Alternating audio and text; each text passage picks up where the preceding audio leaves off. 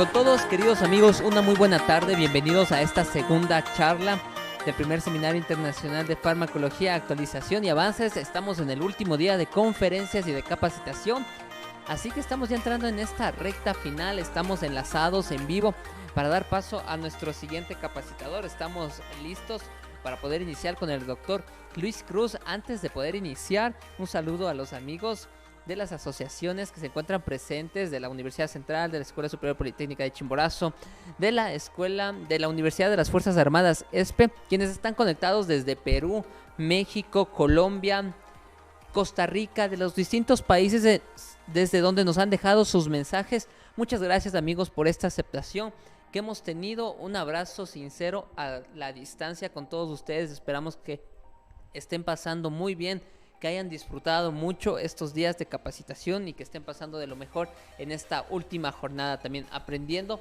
de los mejores para los mejores. Así que vamos a dar paso de esta forma a nuestro siguiente capacitador. Estamos enlazados ya con el doctor Luis Cruz, pero conozcamos la trayectoria de la persona que va a estar acompañándonos con nosotros como ponente en esta segunda hora de capacitación. El doctor Luis Cruz es médico general de la Escuela Superior Politécnica de Chimborazo, maestrante en atención primaria en salud, mención gerontología, publicaciones en revistas informativas de farmacología en Mundo Ciencia, médico ocupacional. Tiene una mención de honor en el primer concurso de casos clínicos y ciencia básica realizado en Riobamba en el 2004. Es conferencista y capacitador en varios temas y en esta tarde estará compartiendo con nosotros la temática de tratamientos farmacológicos para el COVID-19. Muchas gracias a usted, doctor Luis, por estar presente con nosotros. Estamos ya enlazándonos también, las personas se están nuevamente conectando, estamos en vivo. Les recordamos un saludo para todos ustedes mientras se van enlazando las personas y me confirman, creo que podemos ya dar paso en este momento. Bienvenidos todos ustedes, queridos amigos, bienvenido, doctor Luis. En este momento le podemos escuchar, doctor. ¿Cómo están? Muy buenas tardes y gracias. No sé si me confirma si me escuchan bien. ¿El audio está correcto? Sí, fuerte y claro, doctor. Muy amable, gracias. Bueno, empezamos primero agradeciéndoles y dándoles la bienvenida a todas aquellas personas que están conectadas por medio de este medio digital, valga la redundancia, ¿no? El tema que nos han propuesto, que nos propusieron en días anteriores exponerles a ustedes en esta tarde es justamente el tratamiento farmacológico del COVID o de la COVID, como se dice. Me pareció un tema muy importante ya que COVID tenemos en este momento, como ustedes saben, en todo lado. Tenemos en todas las ciudades, en todos los pueblos, en nuestras casas. Dejó ya de ser un problema externo para nosotros darnos cuenta de que ya tenemos pacientes conocidos o enfermos conocidos o incluso personas que lamentablemente han fallecido cercanas a nosotros, a nuestros hogares, a nuestras familias o a nuestros trabajos. Entonces, por eso que acepté la invitación, la cordial invitación que me hicieron para tratar este tema que me parece muy importante, no solamente por la connotación mundial que tiene, por la connotación local o nacional, sino porque hay mucha cantidad de pacientes que está yendo no solamente a los hospitales públicos o a las casas de salud públicas, sino también a las casas de salud privadas, buscando ayuda sobre esta problemática, sea porque tienen miedo de acudir a las casas de salud grandes, etcétera, o porque tienen su médico de confianza en forma particular.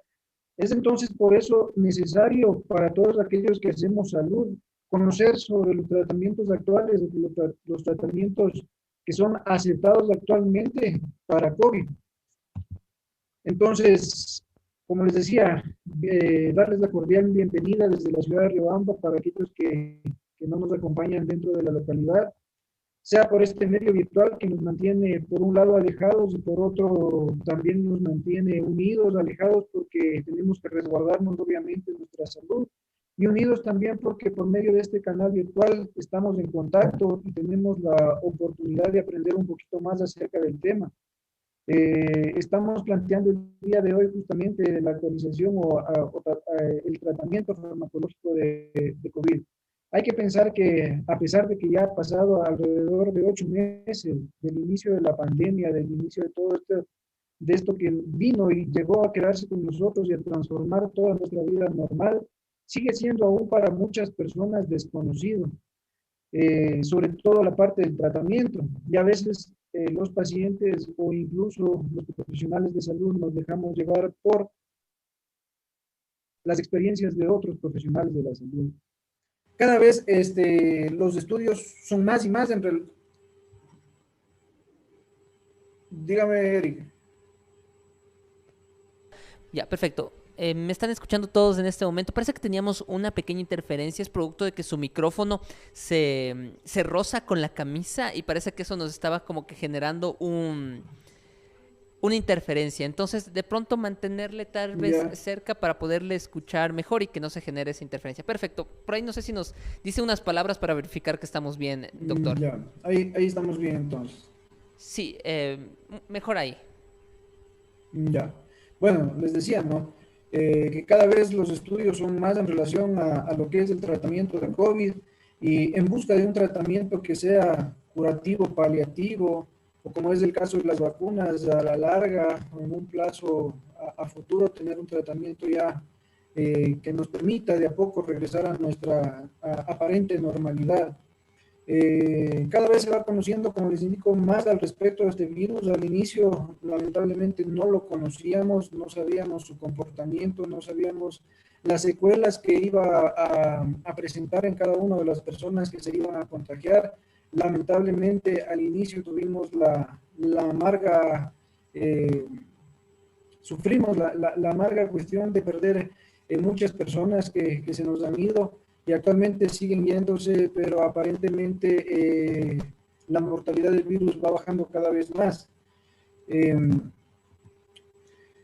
Antes de empezar el tema como tal del tratamiento farmacológico para COVID, quería indicarles justamente esta diapositiva para tener en cuenta que, como les indicaba, COVID en este momento tenemos en todo el mundo. Creo que no hay región a nivel mundial que se libre de este virus y del contagio del mismo. Es importante entender que del 100% de personas, el 80 aproximadamente, el 80% de personas vamos a ser pacientes asintomáticos o sintomáticos leves. El 20% va a presentar síntomas moderados y el 5% va a ser pacientes que tengan sintomatología grave o incluso que necesiten el cuidado de la unidad de cuidados intensivos. Y se habla de una mortalidad de aproximadamente del 1 al 2%. Obviamente la mortalidad y el tipo de pacientes va a ir cambiando, aumentando o disminuyendo dependiendo de la región, de la localidad y de qué tan preparados están los equipos de salud, las casas de salud, los programas de salud de cada país o de cada nación. En números, hablar del 5% de gravedad aparentemente es poco, ¿no? Decimos que aparentemente el 5% son pacientes que se agravan, el 1% son pacientes que lamentablemente van a fallecer, pero si nosotros vemos que hay un contagio exagerado, ese 5% también va a ser un número que también va a ser un número considerable. Y dentro de ese 5%, poco a poco van a ir estando dentro de ese número familiares, amigos o personas allegadas a nosotros, como ya ha pasado. Tantas personas del medio de salud, médicos, enfermeras, auxiliares, que están en primera línea de combate, lamentablemente han fallecido en el cumplimiento de su deber. ¿Por qué les ponía esta diapositiva antes de empezar? Porque justamente el 80% de personas que llegaremos a ser asintomáticos y si Dios lo permite no vamos a tener ningún tipo de complicación, a veces bajan la guardia a estas personas y son los que se convierten en un medio de contagio para los más vulnerables. Y eso está pasando. Vemos actualmente, o con todas las medidas de educación que nos han dicho en todos los ministerios, en los programas que se dan a nivel público y privado, que tenemos que protegernos, que tenemos que proteger a los más vulnerables, a nuestros ancianos, a las personas que tienen comorbilidades, a los niños, etcétera. Y aparentemente los más fuertes estamos fuera haciendo nuestras actividades dentro de la cotidianidad. Entonces, justamente los asintomáticos son aquellos que se convierten en el foco de contagio para los vulnerables. Y son ejemplos claros en el día a día de nuestro trabajo, en el cual llegan pacientes, por ejemplo, de la tercera edad con comorbilidades, con sintomatología respiratoria aguda o crónica, leve o moderada o incluso grave, y no sé, y la familia o el medio familiar no sabe cómo se contagió, nos dicen, no, pero si el abuelito no salía, el abuelito está en casa desde que comenzó esto, pero lamentablemente las personas que llegan a casa asintomáticos, que recuerden son el 80%, son aquellos que se convierten en el foco de contagio. ¿Por qué traigo a cotación esto? Porque justamente esto nos sirve para que nosotros sigamos extremando las medidas de seguridad y tratemos de disminuir, como dice la diapositiva, el poder del distanciamiento social, tratar de disminuir los contagios y de disminuir la cantidad de pacientes graves. Al inicio, ¿por qué hicimos un confinamiento más estricto? Porque justamente no sabíamos el comportamiento del virus y qué tanto nos iba a golpear a las casas de salud. Entonces, ahora vemos casas de salud colapsadas justamente por la irresponsabilidad de todos nosotros que estamos afuera al no cumplir con las medidas de seguridad que son básicas, ¿no? Como sabemos, el uso de mascarilla, el lavado correcto de manos con agua y jabón y el distanciamiento social. A pesar de que aparentemente son medidas fáciles de cumplir, lamentablemente se están llevando personas de una generación muy buena como son nuestros adultos mayores. ¿Por qué traigo a cotación el tema? Justamente porque no todos vamos a necesitar el mismo tratamiento cuando hablamos del curso evolutivo del COVID o de la COVID-19. Si nosotros decimos que el 80% de personas vamos a ser asintomáticos o vamos a presentar síntomas leves respiratorios como un pequeño dolor de garganta, síntomas respiratorios altos como congestión nasal, cefalea, fiebre, malestar, decaimiento, mialgias, artralgias, no vamos a necesitar el mismo tratamiento para aquellos pacientes que ya necesitan un poco más de cuidado, aquellos que tienen ya un cuadro respiratorio bajo con neumonías, o que requieran medidas de cuidados intensivos. ¿Por qué traer a cotación esto? Porque lamentablemente actualmente se está utilizando esquemas o recetas o protocolos para COVID en todos los pacientes. No se ha individualizado cada paciente, no se ha individualizado la etapa de la infección, no se ha individualizado la gravedad o la comorbilidad o la cronicidad de que pueden tener los pacientes, y eso ha hecho que caigamos muchas veces, o muchos profesionales de la salud, en mandar recetas como recetas de cocina a todos los pacientes. Y justamente cuando hablamos nosotros de COVID, el paciente o la persona que llega a nuestra consulta con un resultado positivo, sea por pruebas rápidas, sea por una prueba PCR, o sea por cualquier medio diagnóstico o de ayuda diagnóstica como radiografías o tomografías, justamente por todo lo que estamos viviendo, son pacientes o personas que tienen un grado de estrés muy elevado, tienen un grado de miedo muy elevado y muchas veces incluso eso hace que somaticen sintomatología respiratoria. Pero es deber de nosotros tratar de identificar el tipo de paciente o de manejar el paciente en forma íntegra para ver qué tipo de tratamiento el paciente necesita. A veces este cóctel de medicación que estamos viendo que se está mandando cada día a todos los pacientes independientemente de su estadio, hace mucho más daño que lo que en realidad necesita. Hace mucho más daño y provoca mayores complicaciones de lo que en realidad va a pasar. Lamentablemente las cifras o los números de contagio y de mortalidad cada vez van aumentando, ¿no? Entonces, por ejemplo, esta bueno, es el último programa del día de ayer, que está más en relación a nuestra provincia, acá en Chimborazo, en Riobamba, en donde todos los días vemos un aumento exponencial de casos en las cabeceras provinciales, la mayor cantidad, porque justamente hay un mayor movimiento económico y comercial, que hace que el riesgo aumente, porque justamente las medidas de restricción y las medidas de seguridad a veces quedan en segundo plano. Y también las muertes van aumentando y eso va a seguir. El virus llegó para quedarse con nosotros, pero es deber de nosotros tratar de disminuir al máximo, primero el riesgo de contagio y de disminuir al máximo la mortalidad y las complicaciones que puede presentar. Para empezar, ya con el tema que nos compete, que es el tratamiento farmacológico o qué medicamentos actualmente se están utilizando, hay que tener en cuenta que cuando nosotros hablamos de COVID, el tratamiento netamente es de soporte. No tenemos un tratamiento específico curativo para COVID. Recuerden ustedes y la mayoría de personas que nos están acompañando por este medio, que están en relación con el área de salud y sobre todo con el área de bioquímica, sabemos que para el virus no hay ningún tipo de tratamiento. Hay algunos medicamentos antivirales que disminuyen la replicación viral o disminuyen la capacidad de virulencia en este caso, del microorganismo. Y es igual en el COVID, ¿no? No hay un tratamiento específico actualmente, hay solamente tratamientos de soporte que ayudan a que la persona, en este caso, tolere la evolución del virus dentro del organismo.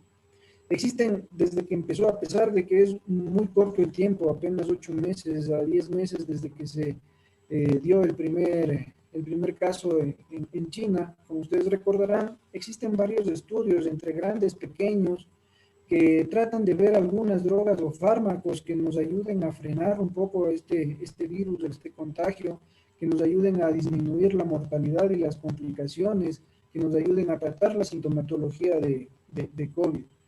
Entonces hay algunos estudios y ensayos clínicos con diferentes drogas que ustedes seguramente ya las han escuchado, como drogas antivirales, como drogas antimaláricas o incluso antiparasitarios que se están utilizando. Y como les decía, justamente este tipo de medicamentos están siendo parte de los cócteles o de las recetas de la mayoría de profesionales de salud que se están mandando a nivel de primer nivel a todos los pacientes que llegan con sintomatología respiratoria e incluso sin haber diagnosticado COVID aún.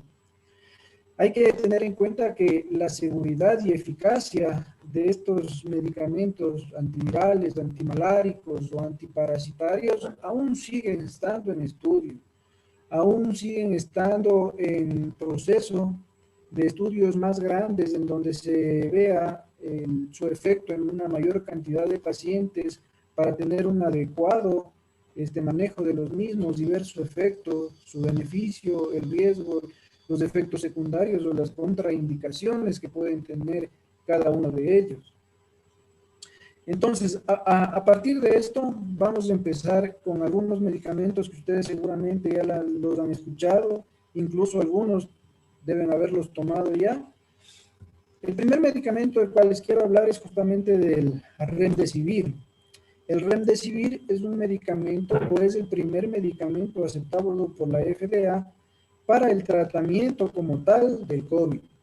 Este es un medicamento que fue lanzado por Rusia y actualmente ya hay algunos estudios, o los estudios más importantes nos indican qué hace este virus.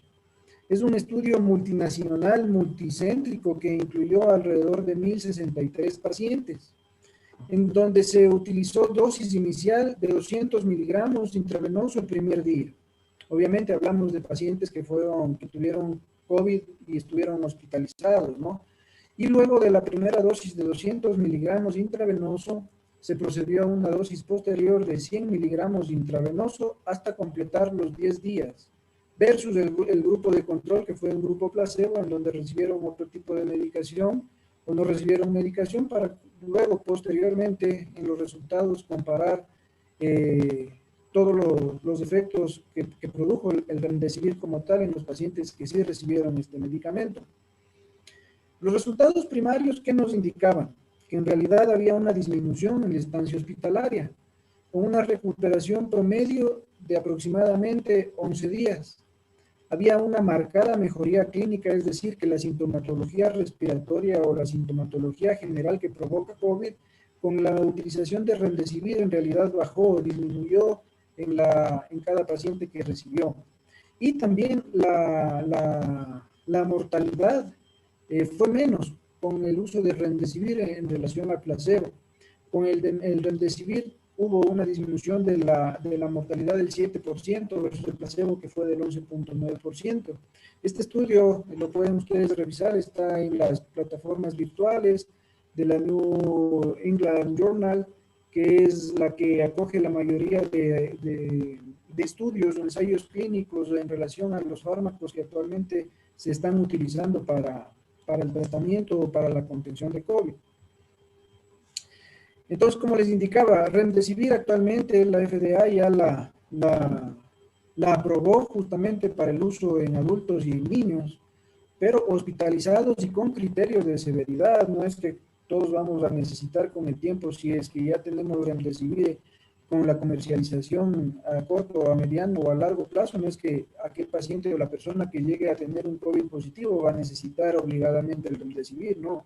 Son pacientes hospitalizados que tienen criterios de severidad o criterios de gravedad, como por ejemplo una saturación de oxígeno menor del 94% al aire ambiente. Estos datos son del estudio que se hizo en Rusia. Ustedes saben que acá en nuestro país, sobre todo en la altura, la saturación de oxígeno es un poquito menor. Y sobre todo otro de los criterios de severidad que se tuvo en cuenta en este ensayo con el Remdesivir fue la necesidad de ventilación mecánica. Es un medicamento que actualmente en Ecuador no se comercializa, que inicialmente fue Rusia que lo lanzó. Ustedes vieron o han visto dentro de las noticias nacionales e internacionales que a pesar de que recién fue lanzado el medicamento, ya hay algunos países incluso que lo han comprado sin tenerlo todavía. En Ecuador, como les digo, todavía no se comercializa, pero el 4 de este mes, el 4 de agosto de este mes, hubo una donación de Remdesivir por parte del gobierno ruso de más o menos 1.900 dosis, que estas fueron repartidas en algunos hospitales a nivel nacional para el uso en las áreas de cuidados intensivos, justamente con los pacientes que cumplen con estos criterios de severidad. Actualmente estamos en espera de los resultados de qué pasó con estas dosis que llegaron al país, qué pasó con los pacientes que recibieron estas dosis, si en realidad tuvieron un beneficio dentro de su aplicación, si disminuyó la mortalidad o no. Datos que nos van a ayudar para en lo posterior ver si en realidad el Remdesivir, sobre todo a nivel local, ha dado buenos resultados. Perdón. Otro medicamento que también se está utilizando dentro de los protocolos en algunas casas de salud e incluso en forma ambulatoria también es el uso de lopinavir y ritonavir. Ustedes saben que este medicamento ya está dentro del mercado algún tiempo y se utiliza sobre todo para pacientes VIH positivos para disminuir su carga viral. De igual manera, en este estudio que les estoy presentando, se utilizó lopinavir y ritonavir en alrededor de 199 pacientes, pero fíjense ustedes con COVID severo. Lopinavir y ritonavir en nuestro país incluso se está utilizando en pacientes con sintomatología leve o con COVID moderado. La dosis inicial o la dosis recomendada fue de lopinavir 400 miligramos y ritonavir 100 miligramos cada 12 horas por alrededor de 14 días. En el estudio que les presento, los resultados no fueron tan alentadores, ¿sí? No hubo una mejoría clínica como tal en este estudio. No hubo tampoco una diferencia marcada en la reducción de la mortalidad. Entre el 19% de los pacientes que recibieron lopinavir versus el 25% de aquellos que no recibieron lopinavir y ritonavir, que estadísticamente no muestra un porcentaje significativo. Ahora, lopinavir y ritonavir en este estudio es justamente en pacientes con COVID severo. Ahora, no hay estudios actualmente qué pasa en pacientes justamente con COVID leve o con COVID moderado. ¿Se podrá utilizar lopinavir o ritonavir en estos pacientes para evitar que lleguen a tener algún tipo de complicación? Sobre todo en pacientes moderados para evitar que no vayan a llegar a una neumonía severa, que necesiten soporte ventilatorio respiratorio o una unidad de cuidados intensivos, todavía está en duda. Pero justamente en aquellos pacientes es en los cuales se está utilizando en nuestro medio, en algunos casos con respuesta favorable, en otros casos lamentablemente con una respuesta no tan favorable. Pero hay que tener en cuenta el contexto del paciente. No podemos hablar de un paciente que se va a complicar, que sea de edad avanzada, que tenga comorbilidad, etcétera, y que ha recibido lopinavir, ritonavir, y versus a un paciente, por ejemplo, joven, sin comorbilidades, etcétera, que también haya recibido lopinavir, ritonavir. No sabemos si en aquel joven que no tiene comorbilidades o factores de riesgo tiene un efecto beneficioso versus aquellos que reciben que tienen mayor criterio de complicación. Entonces son cosas que en lo posterior, o son resultados que en lo posterior estamos pendientes de qué ha pasado con ellos. Pero, por ejemplo, en este estudio en pacientes severos, lamentablemente no hubo una mejoría clínica marcada. En Ecuador, lopinavir, ritonavir se utiliza en nuestro medio, por ejemplo, en nuestra localidad, si hay lopinavir, ritonavir, se comercializa como tal, es un tratamiento tanto hospitalario como ambulatorio, como les indicaba en la diapositiva anterior, está dentro o se utiliza como protocolo dentro de pacientes hospitalizados, y hay que tener en cuenta el costo-beneficio. Es un medicamento costoso, es un medicamento que de por sí ya es costoso, y si le añadimos a otros medicamentos dentro de la receta que normalmente el paciente COVID utiliza, los costos van siendo cada vez mayores, y el beneficio hay que determinarlo en cada paciente. No podemos hablar del mismo de beneficio, como les indicaba, en un paciente con bajos o criterios de complicación versus un paciente con más criterios de complicación. Otro medicamento que ustedes deben haber escuchado o tal vez deben haber incluso tomado o utilizado es la ivermectina. La ivermectina es un antiparasitario antiemítico que está aquí en nuestro medio y a nivel mundial durante muchos años, muchos años. Dentro de los estudios que tiene la ivermectina como tal, in vitro dio buenos resultados. ¿Qué quiere decir in vitro? In vitro quiere decir que se utilizó la ivermectina en un laboratorio, en pruebas o ensayos clínicos ahí, versus a en vivo. ¿Qué quiere decir en vivo? Ya el uso en pacientes o en personas a gran escala. In vitro tuvo buenos resultados porque se vio que en un lapso temprano de 24 a 48 horas disminuía considerablemente la carga viral, disminuía considerablemente la réplica del virus como tal. Pero para que este efecto in vitro sea considerado en humanos, en vivo, se necesitaría dosis muy altas de ivermectina, que incluso ya no estarían dentro de la recomendación para el uso de humanos. Serían dosis superiores a 10 veces más de las utilizadas, y obviamente a mayor dosis, mayores efectos secundarios y mayores complicaciones puede presentar el uso de este medicamento. Es por eso que la Organización Mundial de la Salud en el 22 de junio de este año ya lo excluyó dentro del estudio Solidaridad, que es un estudio a gran escala de varios países que están buscando qué medicamentos son los adecuados para el uso del tratamiento de COVID. Entonces, la Organización Mundial de la Salud ya lo excluyó. Pero a pesar de que la Organización Mundial de la Salud ya haya excluido este medicamento dentro de este estudio a gran escala que les indico, hay algunos países, incluido el nuestro, en donde se tiene mucha acogida a la ivermectina, ¿no? Por ejemplo, en Perú, en Bolivia, en Ecuador, son países en donde se comercializa la ivermectina, y la gran mayoría de pacientes, si ustedes ven las recetas, llevan dentro de las recetas el uso de la ivermectina como dosis inicial y dentro de 48 horas.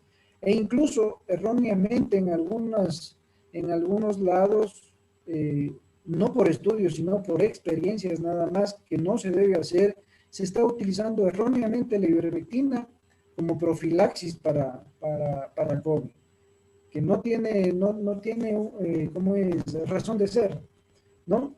Se esperan mayores estudios en relación a la ivermectina, a ver si es que en lo posterior podemos tener algún efecto beneficioso para el tratamiento de COVID, pero inicialmente, por lo que les indico, por lo que se necesitarían dosis muy superiores a las recomendadas en humanos, actualmente no se recomienda su uso.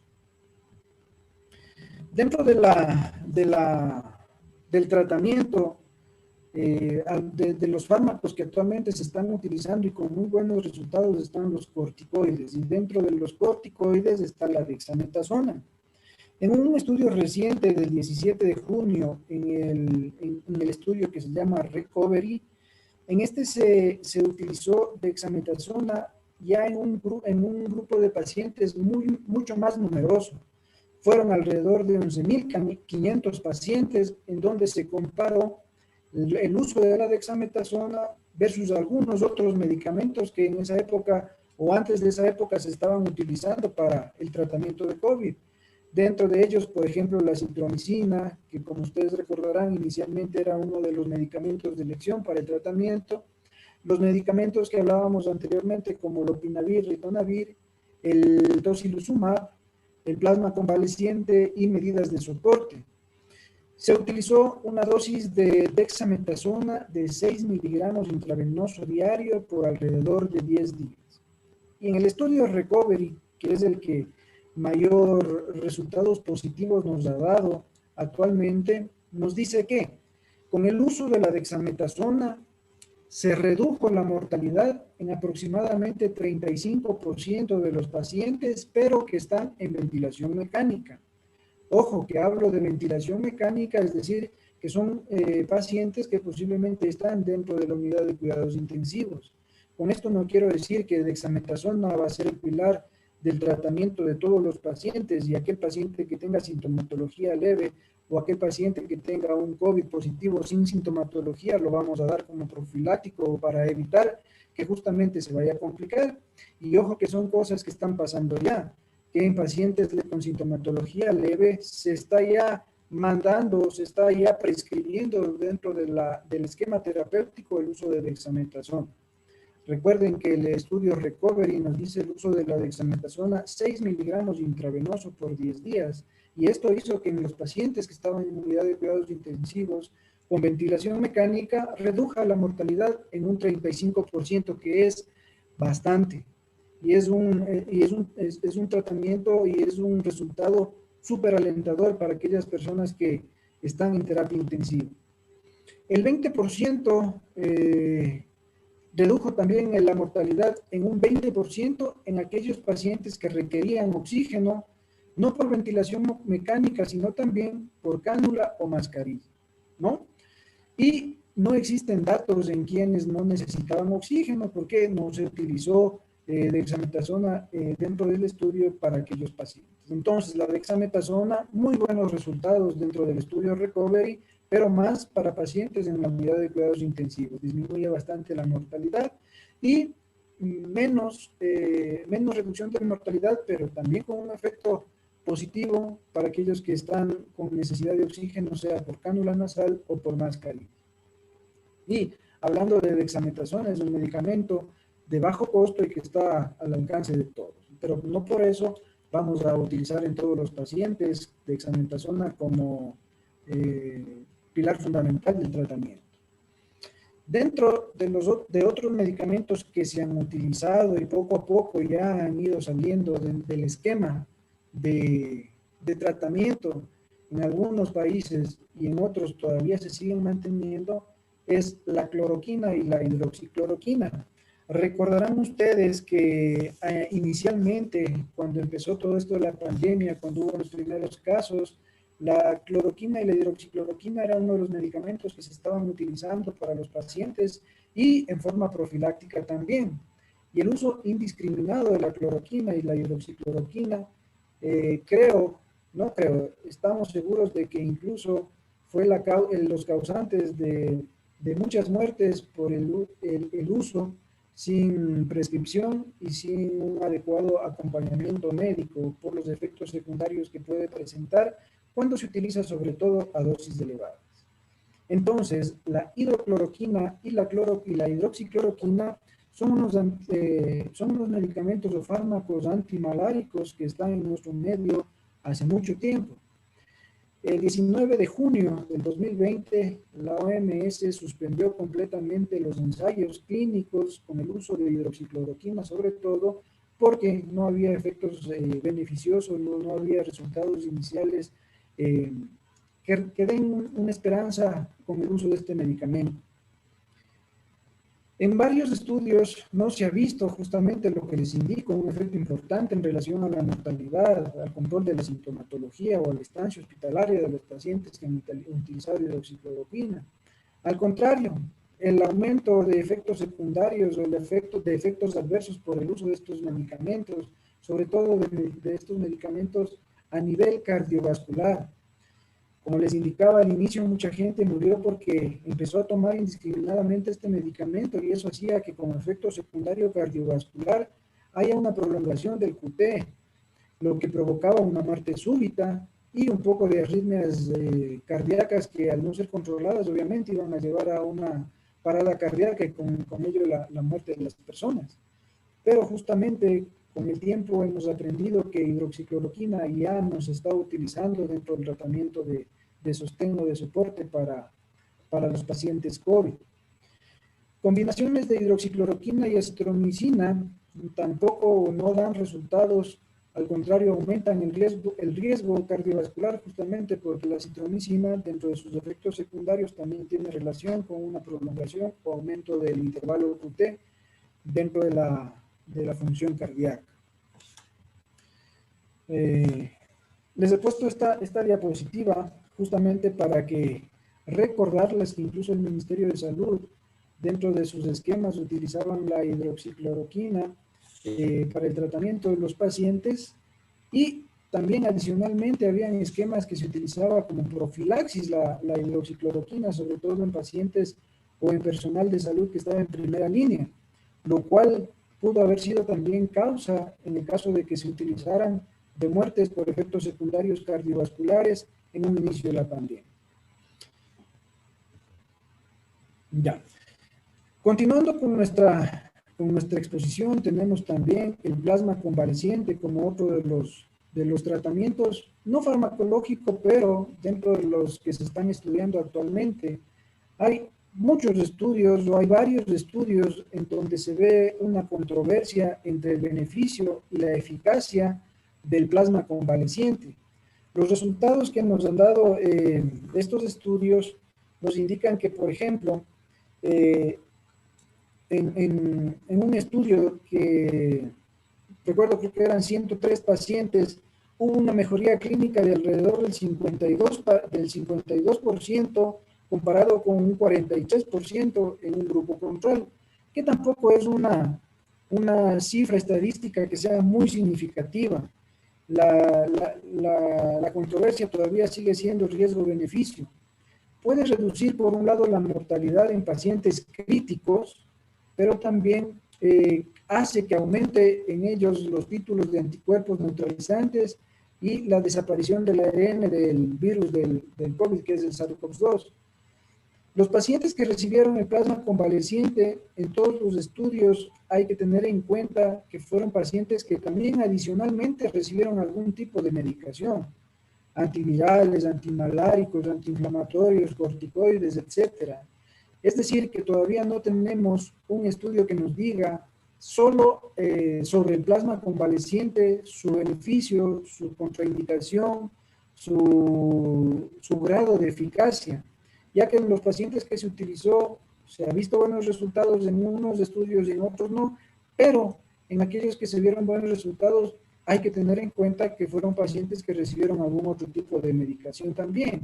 Entonces no era solamente plasma convaleciente, entonces no sabemos si fue solo el plasma convaleciente que nos ayudó para tratar la sintomatología o para tratar el COVID, o si fue también alguno de los medicamentos adicionales. Algo que también se está utilizando actualmente son los antiagregantes o plaquetarios y los anticoagulantes también. ¿Sí? Ustedes también van a ver, hay muchos pacientes que actualmente están recibiendo antiagregantes como anticoagulantes en forma ambulatoria, cosa que está muy errada porque en algunos no cumplen criterios como para empezar su uso. Yo he visto pacientes que incluso les mandan anticoagulantes como tratamiento ambulatorio cuando los anticoagulantes se deberían utilizar solo en el ámbito hospitalario y en pacientes que cumplan estrictamente criterios para su uso. No se recomienda su uso en todos los pacientes, ¿sí? El uso indiscriminado de este tipo de medicamentos puede provocar más riesgo o más complicación que el propio COVID. Puede provocar úlceras a nivel gástrico, hablando de antiagregantes plaquetarios como la aspirina o el clopidogrel, o sangrados digestivos secundarios a los mismos. Si hablamos de anticoagulantes a una dosis no profiláctica, puede provocar hemorragias de algún tipo, dependiendo del tipo de paciente o en la persona en que utilicemos. Antes de prescribir antiagregantes o anticoagulantes, tenemos que, por favor, valorar muy bien a cada paciente, sobre todo el riesgo de trombosis. Y siempre, si es que se utilizan anticoagulantes, usar en dosis profilácticas. Recuerden que estamos hablando de profilaxis, es decir, prevención de trombosis. Hay que tener en cuenta que no todo paciente, como les indico, no todo paciente necesita un antiagregante o un anticoagulante. Y si es que están algunos compañeros médicos, hay que sacarnos eso dentro del esquema, sobre todo de pacientes ambulatorios. A veces vemos pacientes con sintomatología leve y hay esquemas de tratamiento que incluyen aspirina, que incluyen antiagregantes plaquetarios como el clopidogrel, o incluso ya un poco más avesados con el uso de anticoagulantes como heparina, etcétera. Entonces hay que tener en cuenta que para nosotros prescribir un antiagregante y sobre todo un anticoagulante debemos tener factores de riesgo trombótico. Si nosotros no tenemos estos factores de riesgo trombótico, no tenemos por qué prescribir a un paciente el uso de antiagregantes o anticoagulantes. Dentro de los factores de riesgo tenemos, por ejemplo, una PCR más de 15, un dímero D más de 3000, una ferritina más de 1000, una linfocitopenia menos de 800, un valor de interleuquina 6 más de 40. Por eso es importante, si es que nosotros vemos que el paciente tiene criterios como para empezar coagulación, pedir este tipo de esquema de laboratorio para determinar qué anticoagulante estaría mejor prescrito para el paciente. Y también tener en cuenta los antecedentes personales de la persona. Si es que ha tenido, por ejemplo, una enfermedad trombótica venosa o arterial previa, si es que tiene algún tipo de enfermedad trombofílica, si es que ha tenido una cirugía, sobre todo cirugías grandes recientemente, si es que está en etapa de gestación o si es que ha tenido la terapia hormonal sustitutiva. ¿Sí? Hay algunas escalas que nos ayudan justamente en la estadificación de los... Ya. Va. Bueno, otro de los medicamentos que se están utilizando son los inhibidores de la interleuquina 6. Vamos un poquito rápido en cuestión del tiempo. El más llamativo y el mejor utilizado es el tocilizumab. Lamentablemente, Roche, que era el encargado de un ensayo clínico, que es el ensayo COVACTA, recomienda no considerar el uso en pacientes con neumonía severa, porque en la fase 3 de este estudio vio que no tenía una mejoría del estado clínico y no disminuía la mortalidad de los mismos. Ahora, el tocilizumab dentro de pacientes con neumonía severa no tiene buenos resultados, pero en la experiencia de algunos médicos, grandes médicos, han visto que el uso de tocilizumab dentro de las etapas tempranas de COVID en pacientes con riesgo de complicación sí ha evitado o ha disminuido el riesgo de mortalidad. También hay otros medicamentos como las estatinas, la atorvastatina, que se están utilizando dentro del esquema de soporte o de tratamiento para COVID. Ustedes sabrán, ¿no?, que la estatina o la atorvastatina son medicamentos que nosotros normalmente utilizamos en la diaria consulta para el tratamiento de las dislipidemias en relación a la hipercolesterolemia. Considerar que estudios que valoran la atorvastatina como tal todavía no nos han demostrado efectos como tales documentados, pero el principal factor de riesgo dentro de los pacientes que de complicación es cardiovascular y diabetes, y la mayoría de pacientes normalmente ya están utilizando atorvastatina como un protector o un cardioprotector. Las estatinas en forma general nos ayudan en la prevención de las complicaciones, sobre todo las complicaciones cardiovasculares, que son las que más se presentan en COVID. Las estatinas también nos protegen en cuanto a la respuesta inmune innata contra infecciones respiratorias, y eso sí está detallado, que podrían llevar a neumonías virales menos severas. Entonces, dentro de los protocolos que incluso dentro del Ministerio de Salud están utilizando, se recomienda el uso de la atorvastatina entre 40 a 80 miligramos.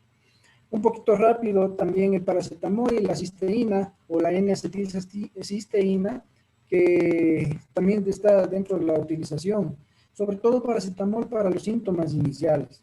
No se recomienda mucho el tratamiento prolongado con paracetamol porque justamente dentro de su metabolismo inhibe la glutatión S-transferasa, que es es un sistema, es una enzima a nivel hepático que es un potente antioxidante, ¿sí? Entonces el paracetamol con el uso prolongado disminuye o inhibe la producción de la misma.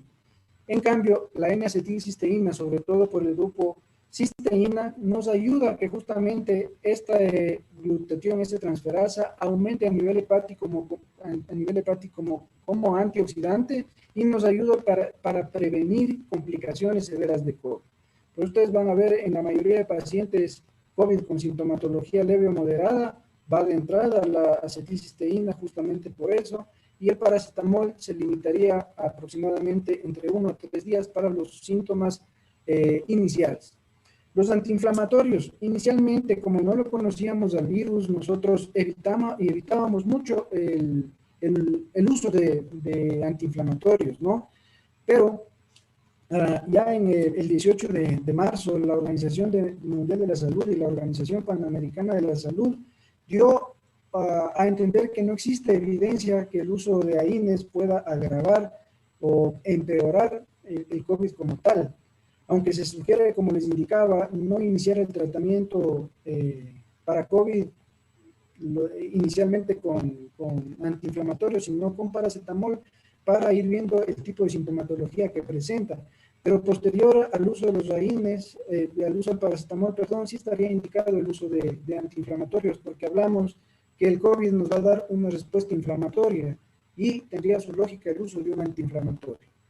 Los antibióticos, para pasar rapidito, no tienen un efecto antiviral. En el consenso de varias instituciones nos han dicho que no se necesita antibióticos inicialmente para el tratamiento de COVID, solo cuando exista sobreinfección bacteriana. Por ejemplo, pacientes con leucocitosis, con una procalcitonina más de 1,5, o con exámenes o radiografías de tórax con infiltrados, sobre todo unilaterales, y se recomienda la escala de Cook 65 para determinar el riesgo de mortalidad de la neumonía. Tener en cuenta en los antibióticos la resistencia bacteriana que podemos provocar con el uso indiscriminado de los mismos y sobre todo en nuestro medio evitar prescribir cefalosporinas de tercera generación por la alta resistencia que tenemos en nuestro medio y que está documentada. Las medidas preventivas siempre van a ser las mejores, ¿no? Es un virus que a veces es contradictorio. Muere con el lavado de manos, muere con el uso de cloro, muere con el cloro, pero lamentablemente a pesar de ello no nos ha provocado tantas secuelas y nos ha golpeado tan fuerte. Entonces, cuídense por favor, utilizar mascarilla, lavarnos las manos, el distanciamiento social.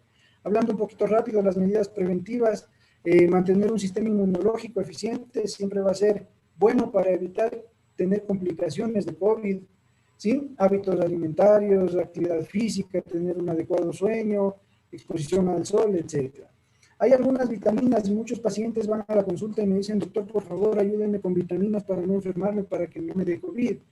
Todavía no hay un estudio adecuado, a pesar de que algunos hablan de la tiamina y del ácido ascórbico, tanto para tratamiento como para profilaxis, pero se recomienda, por ejemplo, como profilaxis para COVID, el uso de vitamina C, el zinc, la melatonina y la vitamina D.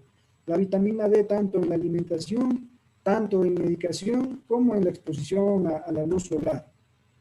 No se recomienda, por favor, automedicarse. El tratamiento que le sirvió a nuestro vecino, que le sirvió a nuestra tía, a nuestra compadre, no me va a servir seguramente a mí. Tengo riesgo de complicación o posiblemente no necesita ningún tipo de medicamento. no dejar pasar los días sin atención médica. Mientras más rápido recibamos atención médica, menos riesgo de complicación, porque podemos determinar algunos factores que pueden modificarse para evitar algún tipo de complicación. Como recomendación final, nuevamente indicarles que no todos necesitamos el mismo esquema de tratamiento, tenemos que tener un uso racional de medicamentos y más que todo manejar protocolos actuales en relación a cada paciente. No todos vamos a estar dentro del mismo esquema de tratamiento, ya que los leves posiblemente no necesiten medicación, los moderados sí, cierto tipo de medicación, y los graves que ya estén en terapia intensiva o en unidades de ventilación mecánica, otro tipo de medicación mucho más distinta a la que ya les nombré. Eso ha sido todo en honor al tiempo. No sé si estoy con tiempo para alguna pregunta. Nos falta mucho por hablar, por conocer de COVID, pero hasta que tengamos un medicamento que nos ayude o una vacuna que nos ayude a prevenir, tenemos que seguir extremando las medidas de seguridad, tenemos que seguir cuidándonos entre nosotros y sobre todo seguir cuidando a los más vulnerables para evitar que se vayan antes de tiempo. Gracias a todos por su atención. Estoy abierto a cualquier duda que tengan, algún comentario. Perfecto, muchísimas gracias, doctor. Muchas gracias por esta información que nos ha compartido. A todo nombre de todo el equipo logístico, de todo el equipo organizador, gracias por haber estado con nosotros. Y vamos a verificar esta parte de las preguntas, así que nos dicen, bueno, tuvimos este pequeño problema justo ese momento que se nos fue el audio, pero eso fue hace ya algún momento, y nos dicen, ¿cuáles son los criterios a considerar para que se pueda administrar anticoagulantes?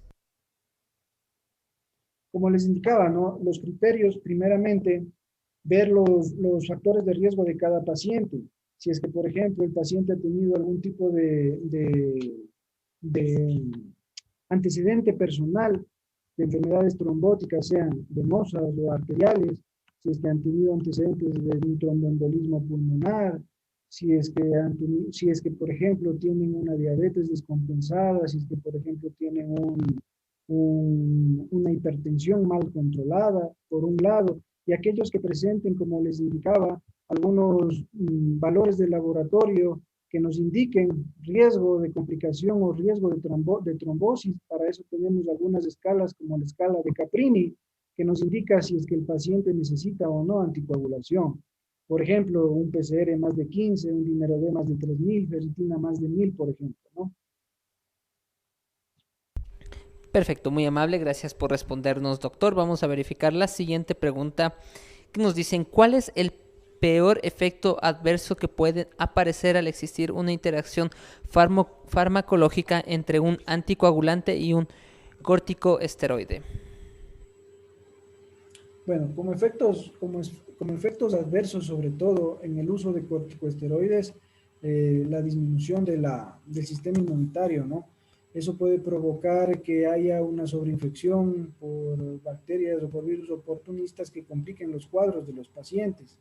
Por lo general, las personas o los pacientes que están utilizando corticoides y anticoagulantes son pacientes que están en unidades de cuidados intensivos y en donde están monitoreados tanto su función cardiovascular, su función renal, su función respiratoria, y los efectos secundarios o los efectos o las interacciones entre medicamentos justamente son de manejo de especialidad, ya netamente a nivel de cuidados intensivos. Por eso justamente la recomendación es no utilizar este tipo de medicamentos en forma ambulatoria, porque justamente los estudios de los cuales les hablaba son en pacientes con ventilación mecánica o con COVID severo.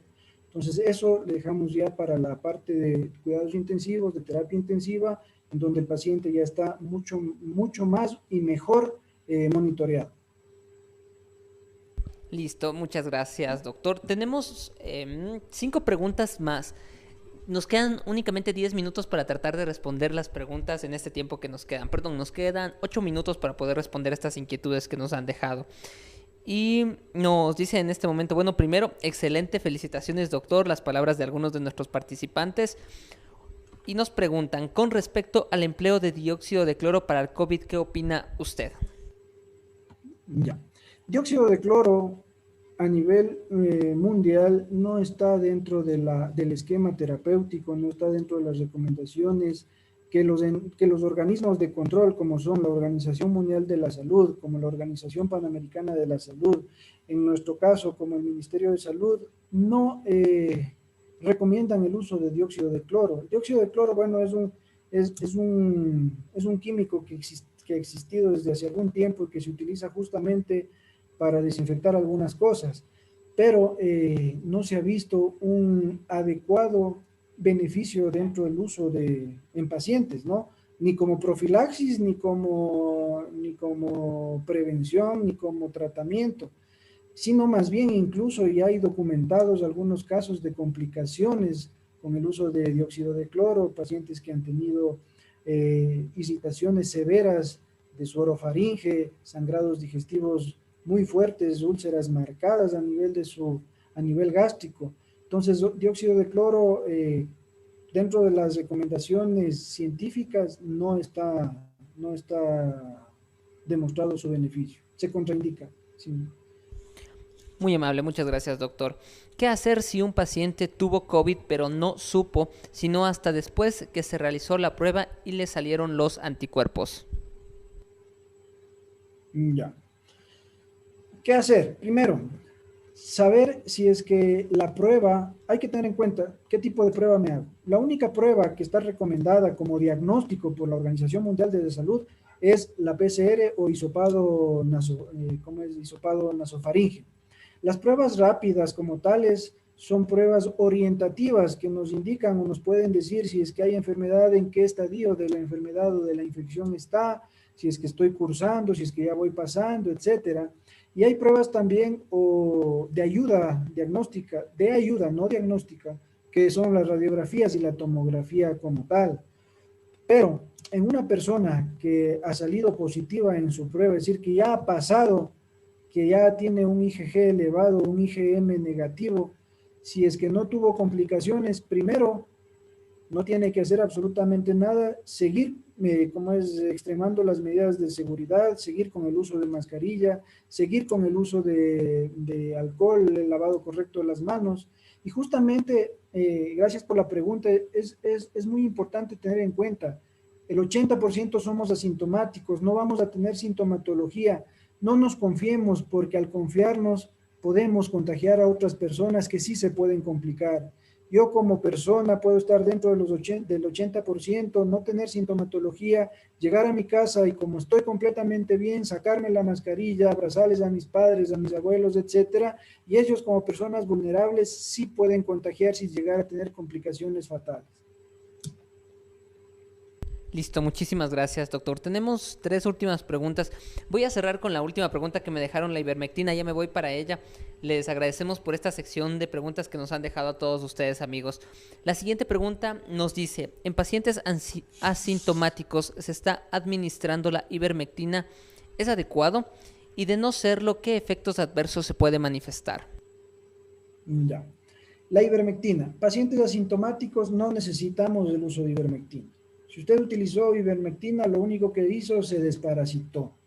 Gracias a Dios no hemos tenido efectos secundarios o complicaciones con el uso de la ivermectina aún, porque se está utilizando a dosis antiparasitarias. No se está utilizando a dosis elevadas que justamente en el estudio hablaban, ¿no? Que necesitamos una dosis de 10 veces más de lo normal en humanos como para tener un efecto similar al que tuvimos in vitro.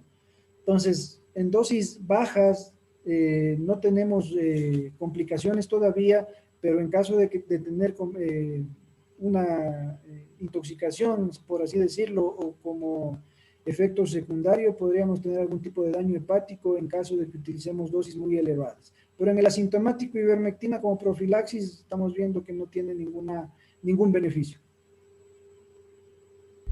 Perfecto, muchas gracias, doctor. También nos dicen, bueno, Beli Castillo nos dice felicitaciones, excelente información, muchas gracias, Beli. Nos pregunta también, buenas tardes, ¿es recomendable los factores de transferencia para el aumento de defensas? Ya. En relación a los factores de transferencia igual se han utilizado hace mucho tiempo, sobre todo en pacientes con algún tipo de cáncer. y se ha visto que hay aumento de defensas. No se ha utilizado, no hay estudios que nos detallen y nos digan si factores de transferencia previenen COVID o intervienen dentro del tratamiento para evitar complicaciones de COVID. Pero en forma general, si nos ayudan a tener un sistema inmunológico elevado o adecuado, vamos a tener menos riesgo de complicaciones de COVID como tal. No estaría dentro de las recomendaciones, pero si un paciente ya está tomando factores de transferencia como tratamiento en cáncer o en algún otro tipo de enfermedad autoinmune o que baje defensas, podría tener algún efecto beneficioso, a pesar de que, como les digo, no se recomienda y no les estoy diciendo que desde mañana todos tomemos factores de transferencia, no. Sí, podría tener algún efecto beneficioso, pero aún no está documentado como tal, en relación a COVID, ¿no? Listo, muy amable. ¿Qué reacción puede manifestar la administración de ivermectina y antiplaque? No, reacción como tal no tiene un efecto como es, simultáneo que nos pueda dar ivermectina y aspirina.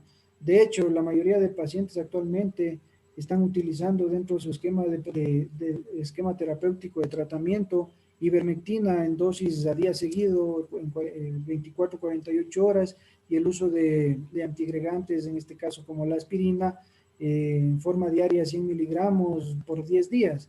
No se ha visto ningún tipo de efecto secundario en combinación con los dos. Pero, por ejemplo, más efecto secundario podemos tener con el uso de la aspirina en aquellos pacientes con riesgo de sangrado digestivo o con gastritis crónicas erosivas que puedan desarrollar por el uso de antiplago, en este caso de aspirina, una úlcera gástrica o un sangrado digestivo, eso sí. Pero como les digo, la dosis de ivermectina actualmente es una dosis solamente antiparasitaria la que estamos utilizando, no se está utilizando dosis superiores que puedan tener algún efecto secundario. Perfecto. Y nos vamos con la última pregunta de Miki Arias, que nos dice, hay artículos donde mencionan que superdosis de la vitamina C por intravenosa podrían ser usadas como coadyuvante en el tratamiento de COVID para bajar la inflamación. ¿Qué opina de esto? Ya, sí. Hay artículos de megadosis de vitamina C, pero para COVID como tal, megadosis no. Hay muchos autores que dicen, como es, la dosis o megadosis de vitamina C entra por la vena y sale por la orina.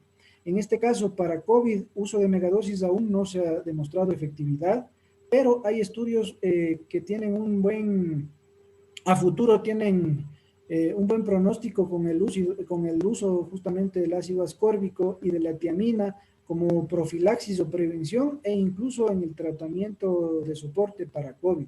Esperemos que en lo posterior tengamos más datos sobre megadosis, hablando de megadosis, ¿no? De ahí que el uso de vitamina C como antioxidante ayude a subir defensas, sí, pero en megadosis, como les indico, ¿no? Es una dosis que entra por la vena y sale por la orina. La mayoría de vitaminas se metabolizan o se absorben mejor a nivel del intestino. Entonces, usar megadosis de vitamina C aún en COVID no nos ha ayudado mucho. Yo he visto incluso pacientes con megadosis de vitamina C que lamentablemente han muerto y otros que han curado, no que han curado, que se han sobrellevado mejor la enfermedad. Perfecto. Muchísimas gracias, doctor, por haber compartido con nosotros. Estamos ya finalizando esta maravillosa ponencia. Nos dejan las felicitaciones y nos dejan algunos de los comentarios súper rápido que nos han dejado. Gracias, doctor. Excelente información. Saludos desde Riobamba. Felicitaciones, muy buena ponencia, éxitos. Muchas gracias. Un tema muy interesante. Las personas que están desde el YouTube. Belkis Rosa, Luis Fernando Medina, Leguizamón. Un saludo cordial a todos ustedes, amigos, y a las personas que también están siguiéndonos en este momento para la transmisión. De esta manera nos despedimos, doctor Luis. Ha sido un gustazo haber estado con usted, poder compartir unos minutos. Muy valiosa esta información que nos ha compartido en esta tarde. Estamos ya entrando a la recta final de este seminario, así que agradecerle a nombre de todo el equipo y desearle los mejores éxitos en su vida profesional. Doctor, será hasta una próxima oportunidad. Muy amables a todos, gracias por la invitación. Esperemos que en un futuro a mediano o largo plazo podamos ya juntarnos, abrazarnos, darnos un fuerte apretón de manos. Hasta mientras, cuidarnos, por favor, extremen las medidas de seguridad, combatamos juntos este virus, disminuyamos el contagio y cuidémonos, nada más. Gracias por esas últimas palabras, doctor Luis. Los mejores éxitos y será hasta una próxima oportunidad. Agradecerle a nombre de todo el equipo. Muy amables. Gracias. Pasen bien. Con estas palabras nos hemos despedido del doctor Luis. Gracias también, amigos, por dejarnos esas inquietudes. Esperamos haber solventado todas estas dudas que han tenido y nos estamos despidiendo para conectarnos a nuestra siguiente ponencia en esta tarde. Así que nos estamos viendo en pocos minutos, queridos amigos. No se desconecten de la pantalla de Levens Capacitaciones. Ya estamos en la parte final y no se olviden que tenemos el sorteo de las 3 becas al final de este evento. En la última ponencia tenemos el sorteo de las 3 becas. Así que, amigos, a mantenernos en contacto con Levens Capacitaciones. Estamos dando paso a nuestra siguiente ponencia y nos vemos en poco, amigos.